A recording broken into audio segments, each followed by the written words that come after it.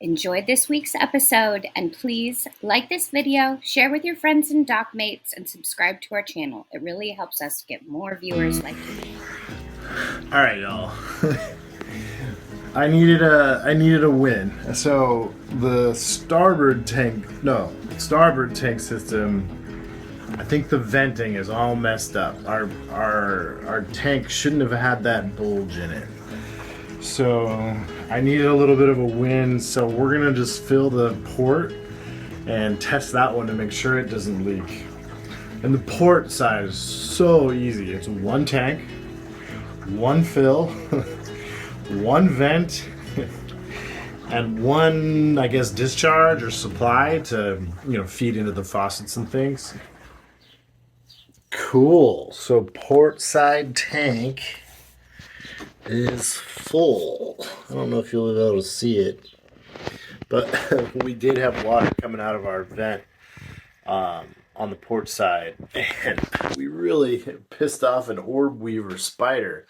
He made a home in the vent, and then his or her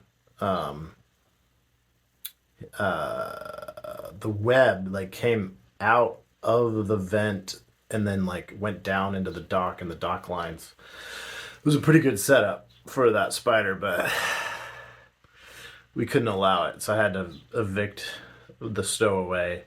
But the spider's now living on a plant over down by land, so no spiders were harmed in the test of our water tanks. So yeah, got that filled now. Oh yeah, and then I have these screwed down. So there's one here, and then there's one here screwed to the bulkhead. Sorry, focus. There we go. So that, just so when I'm turning this valve now, it just holds it nice and secure. So we're gonna open this one. This one is now closed. So this comes from the starboard tanks. This comes from the port tank. They both run into this T here that goes down into that pre-filtered right there. And then it goes up into the pump, through the accumulator tank, and then distributes the water through the boat. So the only test we need to do for the port side tank is make sure we turn on the faucet at the galley float. Make sure it all works. So here we go.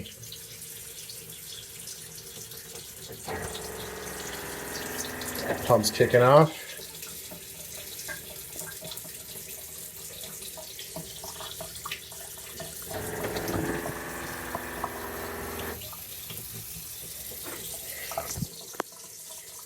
Success.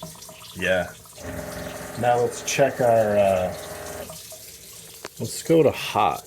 We don't have the hot water heater turned on right now. But how's our leak doing down here? It's dry. Sweet. It's dry. So that's good news. So that's the Home Depot fitting. This is the Amazon faucet. It's a Delta. It's a good quality one. It's just, again, the stuff you buy for home just doesn't really match up with the stuff on the boat. So I mean, we can get it to work, but it's not great.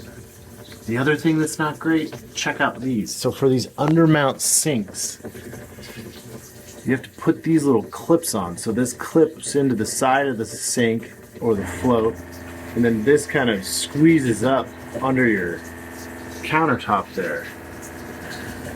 And I was only able to get a few in because it's just, see, there's one missing back there. Got a couple here. It's just, they're really hard to work. Now these are spitting some air. That's okay.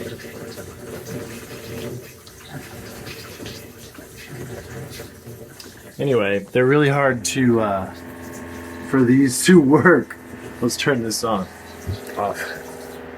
This is cool. Touch. It's pretty nice. There's a battery pack for it. It just takes 6 AA's, which I think means it's 12 volt. So eventually I can hook that up to the 12 volt system too. And that would be super easy, because there's your red and black, positive and negative. And I can just run it out that way, and there's tons of 12 volt there. We'll see. And then eventually we need to secure all of the whale tubing, the 15mm tubing with these little connector guys. You screw that, I know it sucks, you screw this into your bulkhead or wherever, and then the tubing clips into that, so that'll really tidy things up. And I ran these over here as close to the wall as possible, but we'll eventually clip them, and then we'll use these clips throughout the boat to really give it that professional look. But that's kind of low priority right now. Yeah, okay, so these clips, like, one, they're really hard to install. 2, you can't even install them here. They're supposed to like clip into the side of the tank or the side of the sink, and then it's just there's no anyway. And they're cheap metal. Those are gonna rust out very quickly as soon as we get anywhere near an ocean. So I'll have to keep an eye on that. But the good news is I don't think they are super critical. Let me show you. When we installed this new float, I used butyl around the edges, butyl tape to seal it down, and to keep, if water splashes over here, it's not going to go into the countertop. But the butyl really stuck, so I set the sink down, or the float down, with the butyl, and it was kind of crooked or cockeyed a little bit. And so I had to lift it back up, and it was really hard to lift back up, and it was so hard that it cracked our countertop laminate right there. That cracked away. I mean, that's fine, I'll just touch that up. But so even if those clips do rust out and fail and fall apart, I'm pretty sure this butyl tape, if it cracks the countertop like that, the sink's not going to go anywhere. The float will not go anywhere. So, anywho, that's enough for today.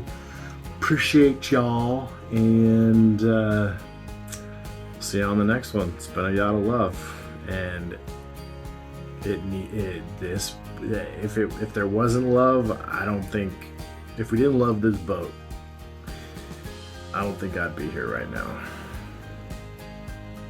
Being honest, I love the boat, I love the projects.